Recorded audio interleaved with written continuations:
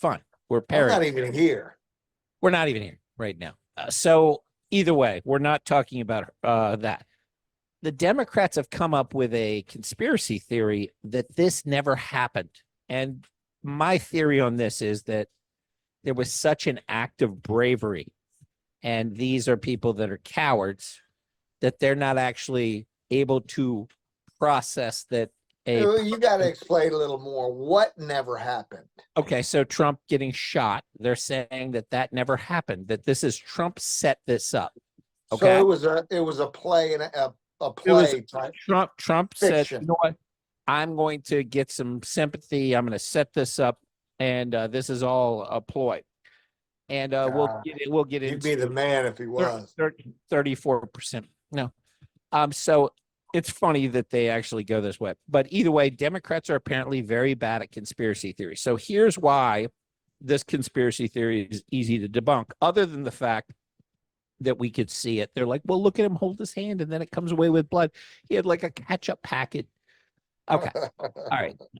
So here's where it becomes problematic, this conspiracy theory. Number one, the shooter would have to be in on it. Okay. The shooter would have to be part of Trump's plan. So Team Trump would have to go find a shooter that was willing to be shot. That would be number one, because we do know that people were shot in the audience and died. One person died. Multiple people were shot. For real. There's dead people. There's real evidence of this. And there's, video of people getting carried out in the PAM, whatever. He would have to find a shooter that was willing to be shot in the head. Number two, he would have to trust this shooter enough to just nick his ear, and knowing that it was a suicidal psychopath.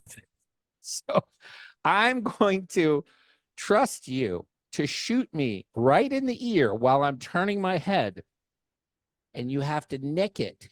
But I trust you with my life, person who wants to commit suicide. And there's actual videos of this person's brains blown out on a rooftop, with aerial views and sitting there as a carcass. So right now, this is not a very good conspiracy theory, but it gets better.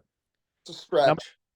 A little bit of a stretch right now, but it gets a tiny bit more stretchy in the sense that number three, the Secret Service would have to be in on this. They would have had to have let the shooter do everything that they did, set up, not shoot them, and know that, hey, listen, don't shoot the perp till he shot the president's ear along the way.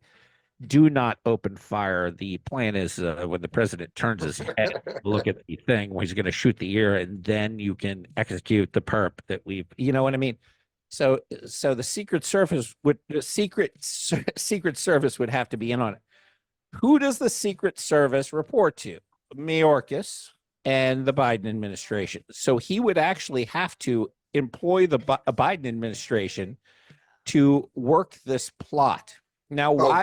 Now, here comes here comes the who benefits. So the suggestion is that Trump benefits from this because he needed it. A week ago, Biden presented himself as a head of lettuce, as Dave Portnoy said, perfectly said, as a vegetable, as a person unable to put thoughts together.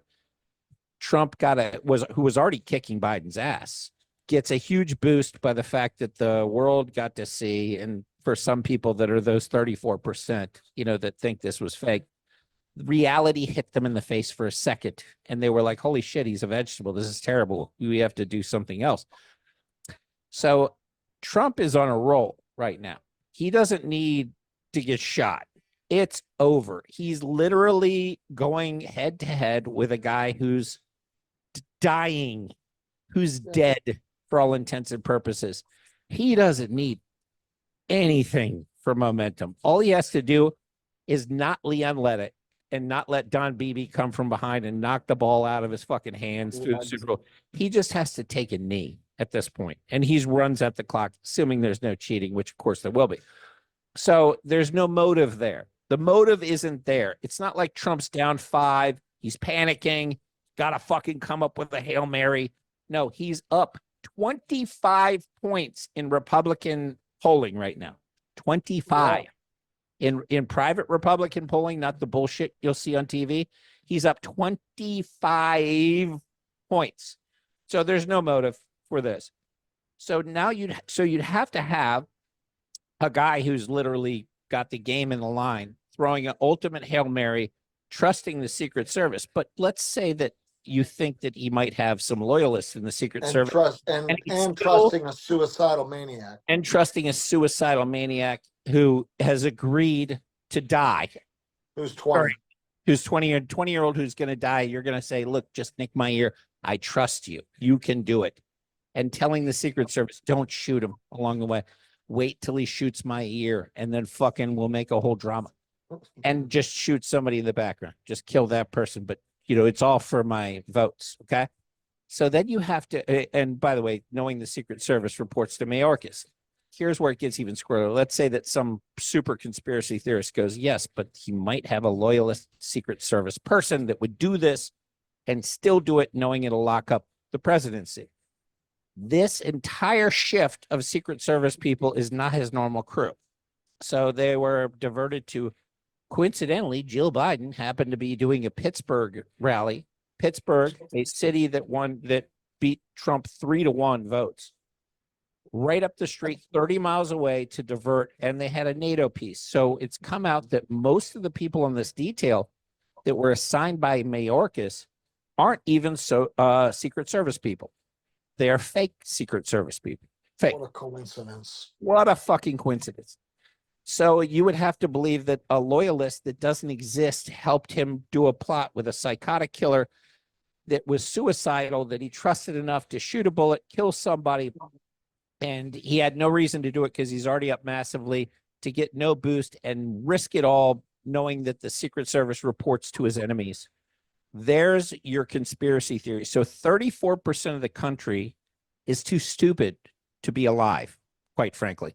You guys should all be behind Trump at his next rally and see if you get hit with shrapnel instead of a fucking hero fire department. To not work through that and to run out with he faked it, knowing that there's no reason for him to fake it after Biden literally Ketchup packet? Is that what they said? Yeah, like a fake blood packet. Like, you know what it is though? Again, it goes back to they couldn't believe that that a human being could be that brave faced with death, because they're all cowards. They could not believe that a human being could react to an actual life and death situation, fight or flight situation, by fighting. And literally fight or flight is fight or flight. And what did Trump say? Fight, fight, fight. Yep. So, that reaction doesn't make sense to cowards. So 34% of our country are cowards, complete cowards, and could not even understand.